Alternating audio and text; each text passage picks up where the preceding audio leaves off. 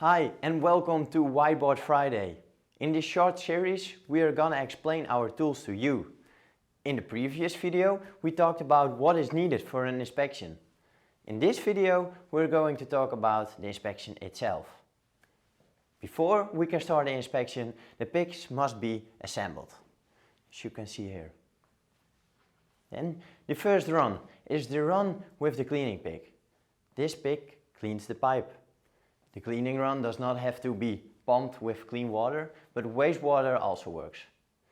After the cleaning run, it's time for the dummy run. After the dummy run, it's time for the inspection run. These need to be pumped away with clean water, otherwise the inspection pig will not collect accurate data. Then, two inspection engineers will track the dummy and the inspection pig above ground. Both have RDs, a searcher and a tracker. All of the pigs will arrive in the pumping station or will be extracted along the trays. Afterwards, the trays must be measured to see where the pipeline actually is. Do you have any questions regarding this? Don't hesitate to contact us at this email address. See you next time.